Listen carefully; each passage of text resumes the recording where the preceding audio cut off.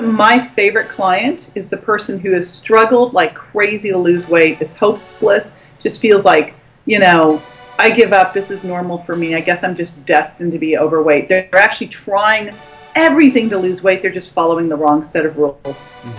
So. First, Drew Canole here. I'm here with the one and only JJ Virgin. I'm so excited for this interview. She's actually, if you've seen her online, has one of the best-selling books in the country right now on weight loss. It's transforming thousands of people's lives. I've literally spent the past 30 minutes going over testimonials, transformation success stories on YouTube, on Amazon, and I'm excited to bring her on the show today. She is the nation's foremost fitness and nutrition expert, one of them, and she's an accomplished public speaker, media personality with 30 years in the health and fitness industry and the past 15 in holistic nutrition and functional medicine. And she's been recognized as the go-to weight loss expert who can unlock the door behind lifelong weight management through sensible with a no-fail approach to nutrition and fitness. She's transformed celebrities, but her favorite person to transform, and this is where her and I share a similarity, is the person that has lost hope. Okay, the person that has tried everything, and she has solutions for you. And we're excited to bring her on the show today. JJ Virgin, this is awesome. Thank you for opening yourself up. I know you're insanely busy with everything that you have going on, and we're just grateful to have you on the show. It's great to be here. So let's get right into this. The Virgin Diet. Why? Why did you write this book? I had to write this book. The book actually wrote itself. It was so interesting. I've been working in weight loss resistance for really 25 years. When I discovered early on that my clients, I thought they were cheating and lying, to be honest with you, because they were doing everything I was teaching them to do that I was learning in graduate school, which was cut calories, exercise more. And, sometimes it worked, but it didn't always work. And so I thought, all right, gosh, they're paying me a lot of money to cheat. And so fortunately, I got to take a group of them away for a while to a spa where they couldn't cheat. And the exact same thing happened. And that's when I knew there was more to the story. That's the start of my mantra of your body's not a bank account, it's a chemistry lab. And along the way, I was working with doctors, teaching them how to put nutrition in their practice. And we were dealing with the most common complaints doctors get, which is fatigue and pain and GI discomfort, gas and bloating. And so we were using a simple food sensitivity test to help them be more compliant on their diet. Because we found when we tested, they were like, okay, I'll pull these foods out. Well, two very interesting things happened with that. Number one, it was always the same foods. And number two, when we pulled those foods out, the energy got better, the gas and bloating got better, they had more clarity, they looked younger. But the coolest thing was they lost weight fast. It was this great side effect. And, I'd love to say that I was so smart that after, a couple months of that, I was like, this should be the weight loss program. But, after a while, months, well, this really needs to be the foundation. And I thought you really needed to test, but I really looked at it and went, there's 7 clear foods that are creating an umbrella of food intolerance. Not, part of it's food sensitivity that you build up over time from eating the same foods that are ubiquitous in processed foods, but part of it's genetics, like celiac or lactose intolerance. Part of it's hormonal, your impact on insulin and cortisol and leptin. So I looked at those big needle mover foods. I didn't want to say, hey, pull out 50 foods. It was like, let's look at the top ones, and then let's get really black and white. Because I tell you what I think, Drew. I think the toughest thing to do out there is to give people gray area in this place where you go, okay, I want you to, here are the food exchanges, here's this, and also you're going to, this is so confusing. If it's black and white, you're going to pull these foods out for 3 weeks, not to cut calories. In fact, in what I do, I really don't cut calories, and calories do count. You can't eat a jar of almond butter, which I've been known to do. You and me both. Yeah, I know, it's like too much healthy food's unhealthy, so that's why, I know my triggers.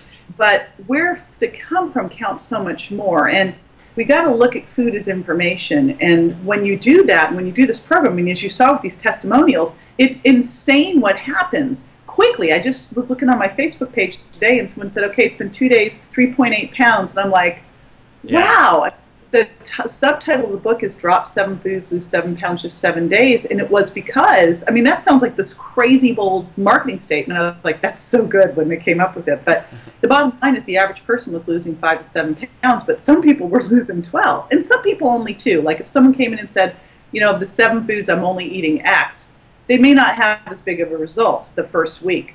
But ultimately, everybody transforms who does it. And the cool thing is, at the end of 3 weeks, we see really which foods are hurting them, which are helping them, and how to stay on this for the long term. And I think that's the critical thing is we're not going on a diet.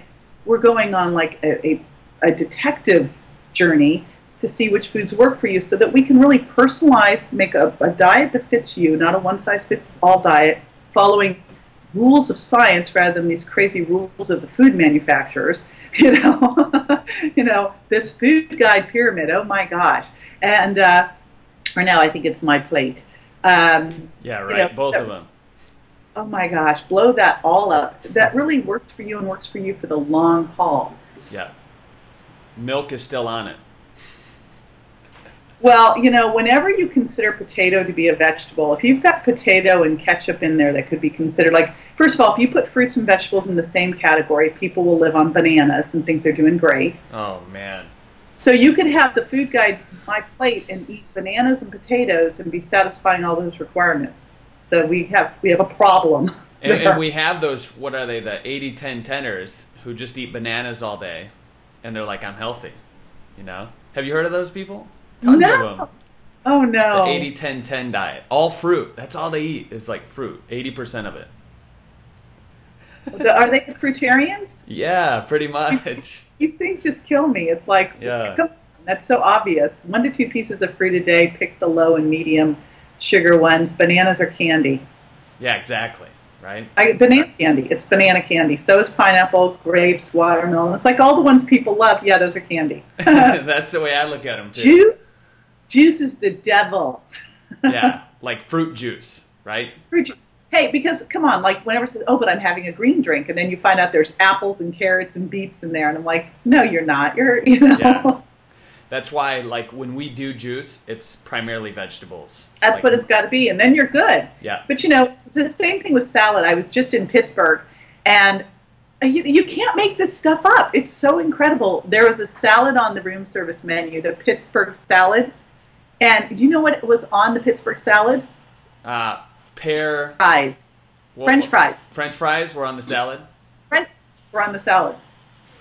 You got to be kidding me. No, I was like... I wanted to order it to take a picture to post on Facebook. I was like, I love this stuff so much. It's just, it's so entertaining because someone will say, but I just had a salad, you know. It's got like 4 pounds of candied walnuts, all kinds of other stuff on there. Oh yeah, dessert. You just put dessert on your salad. You had a raspberry vinaigrette, you had dried fruit, which is right there with juice, and you had candied walnuts. Yeah. Right? So you brought up an interesting point. You said there's 50 things that you started to eliminating in people's diet, but that's a lot, right? When you said that your body is a chemistry lab and not a bank account. What'd you say? I really only ever saw a top group of them. I mean, it was very clear cut which foods to pull out. There wasn't like a question mark with it. It was just so obvious which the 7 were. Yeah. You know, and it's funny because when we were writing the book, at first they wanted to call it a different name and wanted 10. And so I was like, 10? I guess I could do 10. But all I did with 10 was I took sugar and I extended sugar. Like right now the category of sugar is sugar and artificial sweeteners. So I broke sugar into sugar, juice, dried fruit, and artificial sweeteners. I see what you're saying. To me, those are all well, sugar. Artificial sweeteners are worse than sugar. I mean, artificial sweeteners are the silliest experiment we've done to date. They're right up there with the food guide pyramid experiment, you know, and the fat-free experiment. These have all just, I mean, they've got to quit experimenting on us, you know? That's all it is. Working. Yeah. So give us 3 of the biggest ones. I know sugar you've already mentioned, right? Yeah, and artificial sweeteners. And if I could just, you know, I'm sure people listening to this are not doing artificial sweeteners. I'm sure they figured out that they actually cause weight gain and toxicity. So that's just silly, you know. I loved that study that showed that people who drank a diet soda a day were more at risk for obesity and had a higher waist circumference than those who drank a regular soda. I was like, score one for the home team. And another one, and again, I think we probably have a much more insightful audience here, but everyone's kind of hearing about gluten now. And I got attacked on Twitter. I had a Twitter attack by healthcare professionals. Some dietitians were attacking me because they said if you pull gluten, you are being irresponsible telling everyone to do a trial of pulling gluten out of their diet. Now, because they'll be deficient. I'm like, deficient in what? What would they be deficient in? Lectins and phytates? What I've seen with gluten is in testing, actually celiac is becoming way more pronounced, but I'm seeing gluten intolerance actually show up on testing 30 to 40% of the time.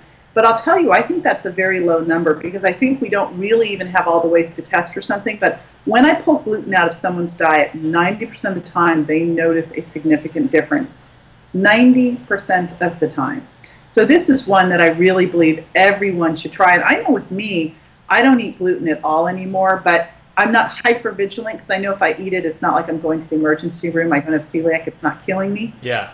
But it makes my fingers swell.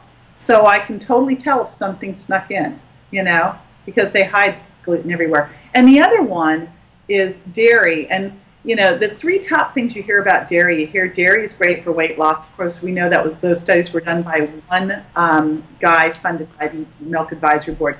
I wasn't allowed to put that in my book. My publisher's like, really? You want to say that? Like, really want to get in that big of trouble, JJ? But it's just Willett.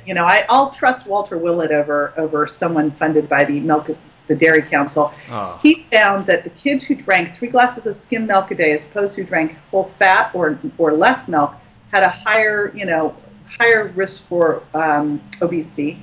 And then the whole thing with dairy and bones. Well, in the Nurses' Health Study, the nurses who drank more milk had higher risks of osteoporosis. And then this whole milk does a body good. People who drank more milk in the Nurses' Health Study had higher risks of rates of severe acne. I know with me, 30 years of struggling with my skin, and I think the final thing I was doing was this teensy bit of foamy milk on my Americano, because I even had given up white shakes. And that just shows you, that's why moderation is a myth, because if something doesn't work for you, the littlest bit can provoke that immune response. I pulled that out and my skin cleared up in a week. 30 years of battling, all the top doctors, all these major toxic meds, all this stuff gone in a week. I was sort of thrilled and pissed at the same time, Yeah, that's impressive. 30 years of battling a skin condition and then gone in 1 And it week. wasn't like it was a little skin condition, because I know now I don't eat dairy. If I even eat a little, and unfortunately it extends to sheep's and goat's milk too, darn it. But even the littlest bit gets the biggest zit. It's like, not worth it. You look at that and you go, is that worth it? Not worth it, especially if we have Greek-style coconut yogurt, and and by the way, cheese is not a health food. I don't know where we ever got this idea that cheese was like a health food. It's not a health food,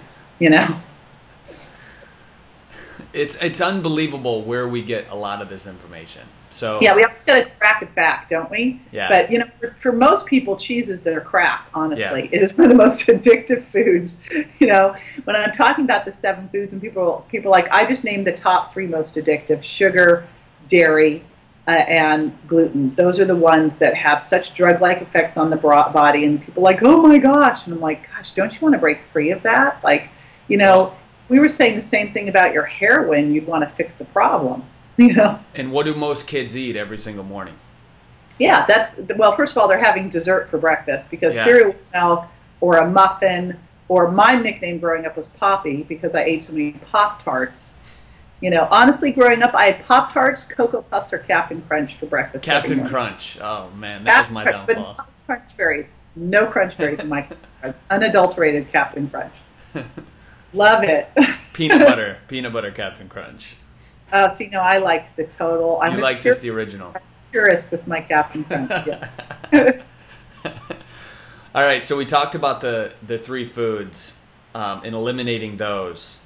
What about energy? Because I know energy is one of the biggest things people are talking about. When they get on the Virgin diet, they experience like this huge energy lift. John Assaraf mentioned something about it. I was listening to him. Tell us about that. Well, here's the thing.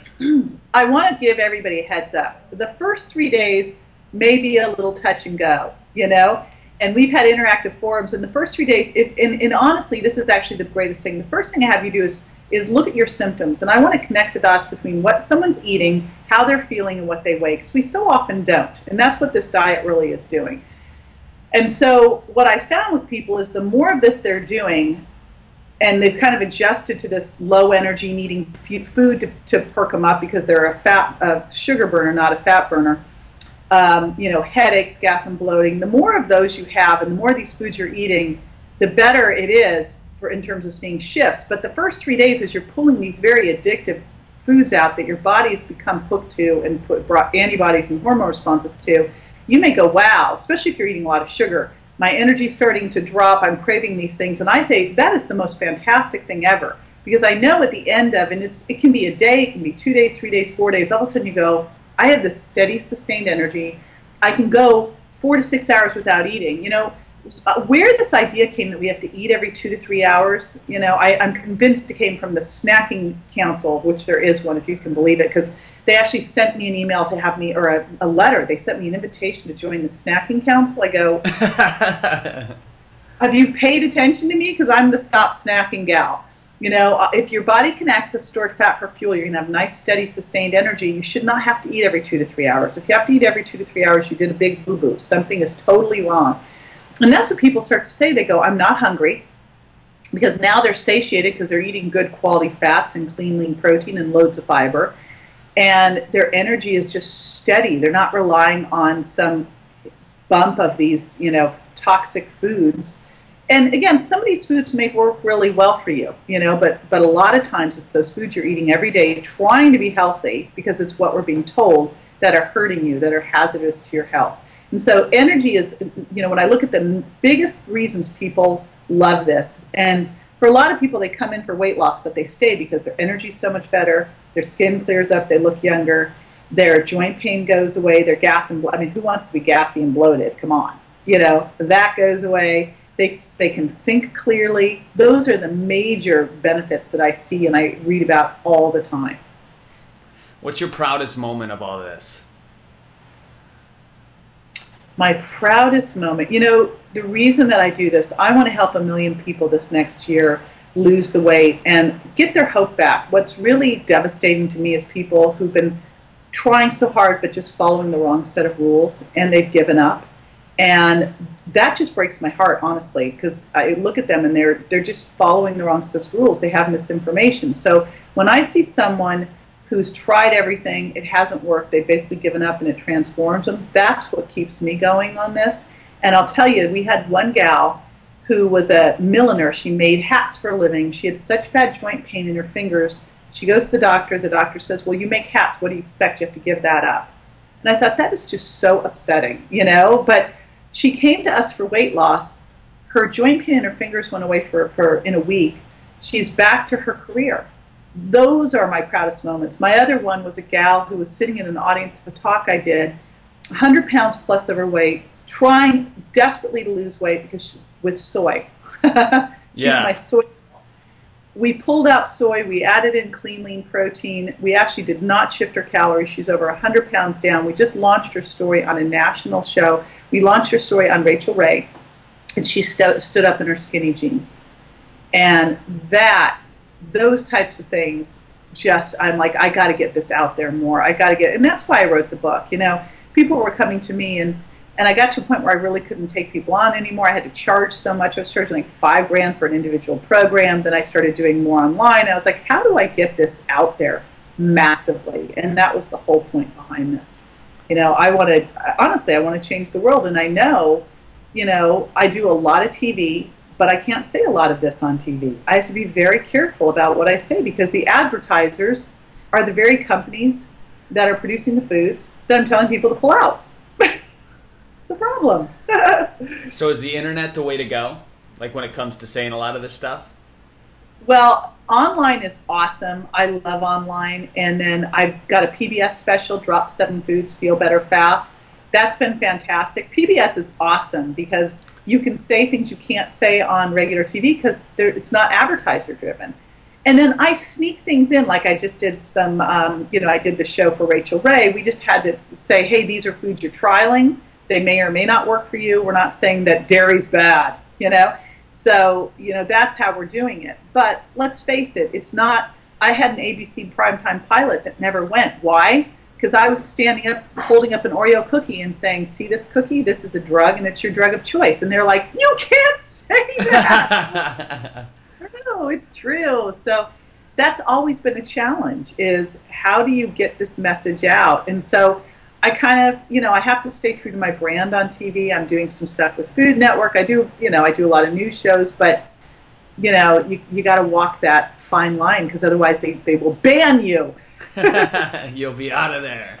Yeah, so I get some stuff out there, but I can really let it rip online, and I can really let it rip on PBS. And PBS right now, I'm one of the viewers' favorites. So they want the information. I love it. So you said your goal is to transform 1 million people, right? Yes. Is that in 2013? Yes. So how do you see that happening? Like, what's your game plan for that? My game plan is, I just have a little echo. What I've done is made this very simple for people to do. Honestly, what I've seen here, like I had one guy who was doing all my videos. He lost 20 pounds while on the road, and everyone started to ask him how to do it. And what I've seen with this program is it's so easy to pass on, because it's black and white. It's very clear how to do this and get started doing this. So my game plan for it is, honestly, I'm doing interviews and media pretty much every single day. And through a variety of different things. PBS was a big one. I'm right now working with QVC. I'm doing national TV. I'm doing a ton of radio. I've got my website. I've got loads of online, and I'm just going after it every single way. I've got a couple big celebs. So I'm sort of looked at all the different ways you can reach people, and that's how I'm doing it. But I think the single most effective way to do it, and this is what I really want to see, is when people have something that works well for them, organically they're going to share it. Even if they don't want to, people notice and ask them. So with this program, it happens so dramatically and so quickly that people can't help but notice and want to do it too. And we know from the research that fast fat loss, you lose more weight and you keep it off. And that you really have to customize a program for long-term benefits, and that you must have something where a cycle they can move into that helps sustain it. And then also I've put together a whole interactive forum site of the Virgin Diet Coach online. So we've really done everything to help the organic transmission of the message. And that's my ultimate hope, is that people do it and pass it on. They do the pay it forward technique. And from what I understand, it's all laid out. It's real simple and easy for somebody to follow. And they just kind of plug themselves into it, and then they're ready to go, right? Before the book even launched, we had a big pre-order campaign, and we always have at thevirgindiet.com, we have so many cool things that we give away for free. And so we had, when you pre-ordered the book, you got my free training videos, you got my gut assessment, and a quick start guide. And we had people just following that to get started. The book hadn't even come. So that was really for cycle 2 and cycle 3, for the customized, personalized part of it. And then I call it sustain, and it's like the book gets printed, and I go, change that to transform, transcend. It really is transcending in cycle 3. But people were able to just get the information from a friend, watch the training videos, and get started. So it's so simple. This is a very simple program to explain to someone else and to do. And then I find you really need the book when you start to get into cycle 2 and cycle 3. It really helps to kind of dig deeper there. What's your favorite chapter in the book? Oh my gosh, my favorite chapter of the book. What was the most fun to contribute, to write? I'm very algorithmical, so I really like outlining, here's the simple way that you do this. So I think for me, anytime I can go, okay, here's how you do this simply. You pull these foods out, you go. So I'll be honest with you though, I don't like writing. In fact, we're working on the next book. The minute that this book started to really hit and hit the New York Times list and all that, my agent's like, okay, here's the next book. And I'm like, ew, I like to speak. I love to do TV. So what I do with the book is I outline everything. and then I either take my lectures and cut and paste it in, or I get on the phone and I get a group of people together and I talk. And then I have an editor who helps me put it all together. So that's how I write. So when you say, what's your favorite part to write? I'm like, I hate writing. I hate it. I spoke the book. And so the book is really, that's why it really captures my voice, is I speak it, and then kind of we as a team make it look good. Well, and sometimes that's better too, because people want to read a voice. They don't want to read any, like, you know, diction from the past or anything like that. They really want to hear you. And I talk to them. Yeah, and I think the book does a really good job of that. So thank you. That's why it does, because I really do it that way. So I've read some reviews online. People are relating it to the paleo movement. Now, I know it's different. Can you tell us the difference between the two? The difference between the two is there's some paleo plus foods in there, because paleo does not let you have legumes.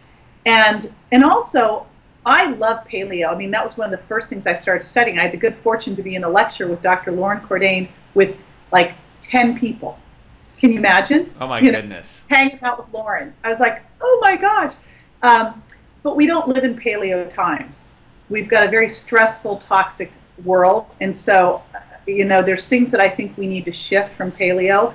Also in the paleo movement, they don't go, all right, you know, it's like, take these foods out. I'm saying take these foods out and let's then challenge them back to see what does work for your body and what doesn't. Because it may be that you can have some fermented yogurt, you know, some fermented, hopefully it's raw grass-fed dairy that's been fermented into kefir or yogurt, but it may be that you can incorporate some of that in. I'm not a black and white after you go through the challenge. So that's where it's really not this strict, this is what you have to do. It's strict for the first 3 weeks. It's 100% you pull it out. But then we're really looking at what works for you for the long haul and what doesn't. But it definitely has its roots in the paleo movement. But then you have to take paleo and go, okay, where are we now? And what are the issues now that were never issues before, like our sugar consumption, our toxic burden, and our stress? Those are, to me, the big issues that never existed before that we have to acknowledge and bring into our modern day diet. Love it. And when somebody moves forward and they get the book at jjvirgin.com, you have a plethora of free stuff that you're giving away? Yes, and actually thevirgindiet.com is probably the better site. And what we do is they buy the book, they send their receipt to books@thevirgindiet.com, they get training videos, they get a food assessment guide, and they get, or a tool, and then they get a guidebook too. So we get them. I want people, even though most of the time now you get a book in 2 days, I want them to start now, right now. So I created 3 free training videos that really walk them through the process, and then a guide to help them jump it right now. Perfect. And what I'll do is let's give away 5 free books, okay? Cool. Because people are gonna leave comments on this, right? They're going to share it on Facebook with their friends. They're going to post it on Twitter. And when they do that, we're going to pick 5 of the best comments. Awesome. We're going to give 5 books away. And that'll help share the message and get this book in more people's hands as well. Because ultimately, that's what your goal is. And that's what my goal is as well. Transforming people's lives. That's really what it's all about. Isn't it? So this has been great. I really appreciate you coming on the show. We're going to get this out as soon as possible.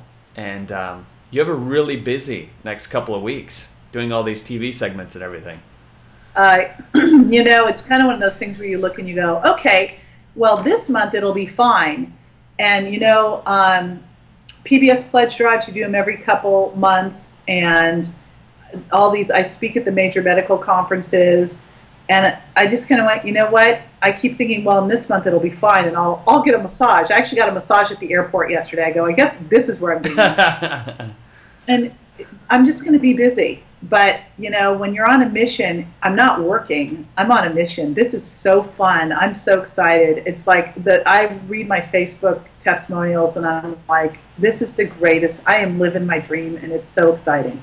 Yeah, so. You wake up every morning, and you have hundreds of people writing into you saying how much this has changed their life. And that's what it's all about. It really is. So that's awesome. Thank you.